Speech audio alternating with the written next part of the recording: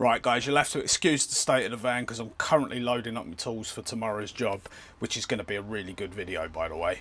So subscribe if you're not, so you can watch that. When I designed and made the racking in this van, I was well proud of this little slot here to hold all my silicone tubes and all that in. But what I didn't take into consideration is, although the new tubes fit absolutely fine, no problems with that at all, they slot in, lovely, don't go anywhere, brilliant. I have a lot of half tubes kicking around that have obviously got the nozzles on. They don't go in so well. Like, you can get them in if you really force them in, but getting them back out can be a pain, especially if they're over the back. So we need to do something about this, but I've got solutions. So let's jump into the workshop and we'll have a little look at that. Okay, so we're in the workshop and this is the solution that we're going to use here. So Creality reached out to me and they said, do you want to try one of our lasers? Now you guys know that I've had one before in the past, but they said, do you want to try one of our lasers and create something interesting? So it's a bit of a challenge really. So of course I took them up on the offer, and what we're going to be making is a freestanding silicone tube rack. I say freestanding, I'm going to screw it to maybe one of the back doors in the van or the other side. I'm not sure yet. We'll do that by the end of the video.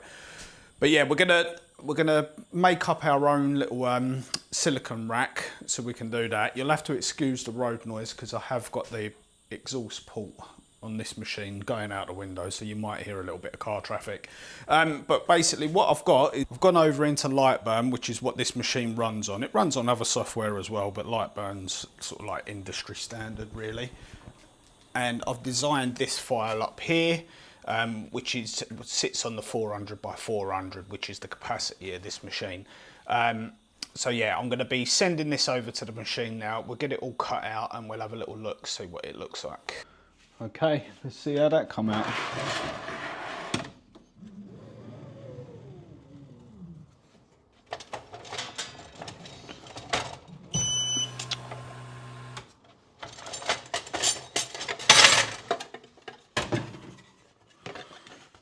Didn't quite cut through on that last little bit.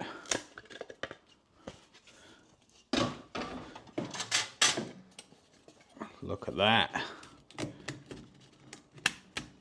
If we can get them out. Ooh.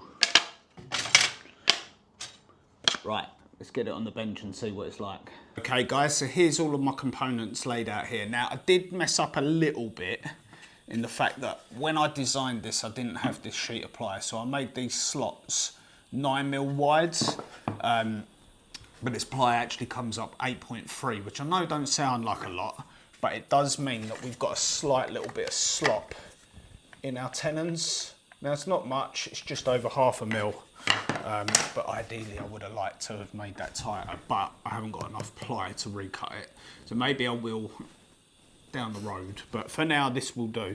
You can see that I've cut 2 of this section out, and this will make a lot more sense when I start to put this thing together, which we're going to do now. Let's get this assembled and see what it looks like, and then I can actually talk to you guys about it properly.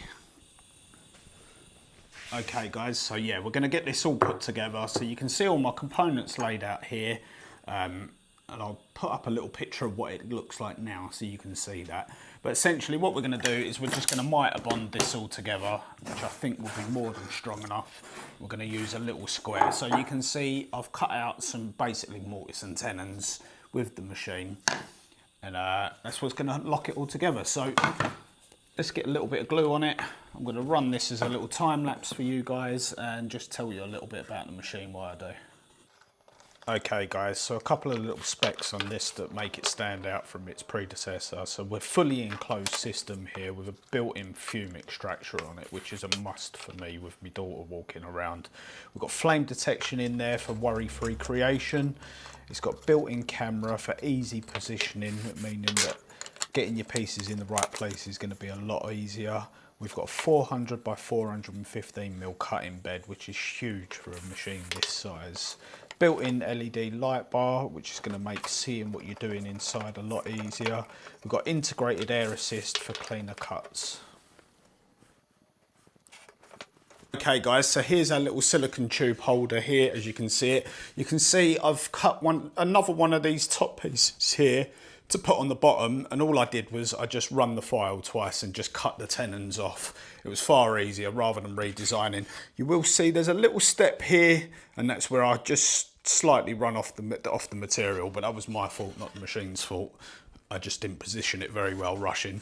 I'll put a couple of screws in the side here and here, because I feel like if anything's going to fail on this, especially being in the van loaded up with a bit of weight, it's going to be this back section here where it'll screw onto something.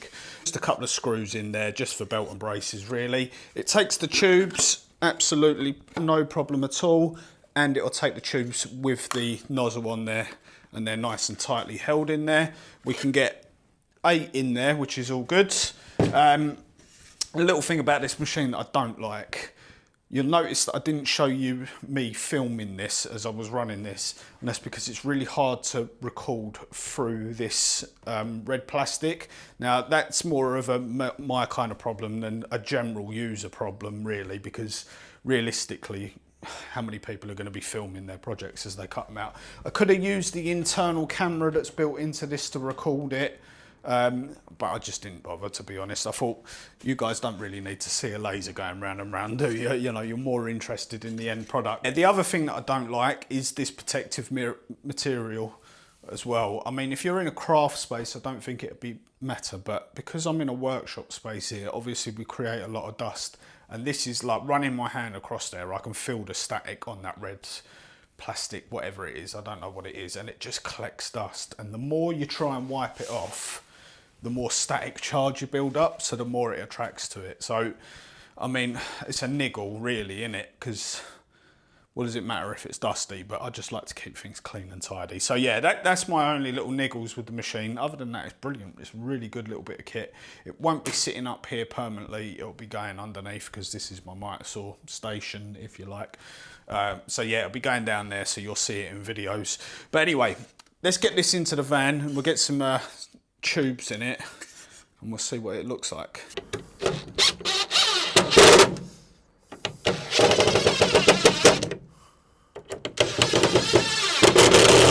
Okay guys, there it is, all fitted on the back of the van, and we can get all of our tubes in, no problem. Plenty of clearance around it, so that's not going to be a problem at all. I will be making another little one to go here, but that one's not going to be for silicon. I'm going to make one to put like Wonder Whites and stuff like that in there, or maybe some like blue roll or something like that, just some cleaning stuff, just to utilise the back space of this van a little bit. But yeah, I'm really happy with how that's come out actually, guys. And you know, it makes use of dead space really in the van. I might get another little fix in, I don't know, I'll see how I go when it gets a bit of weight on it, but I think overall that's going to do the job much better. The old slot for silicons, what I'm going to do is I'm just going to rip that bottom bit out, and that's just going to be used for miscellaneous storage. It's there, I might as well use it. Maybe I'll put like batteries in there or something along them lines. So but yeah, I'm going to leave it there, guys. If you guys want to check the machine out, I'll put a link below so you can go and have a little look at that. But yeah, I'm going to leave it there, guys. Thanks for watching, and I'll see you on the next one. Cheers.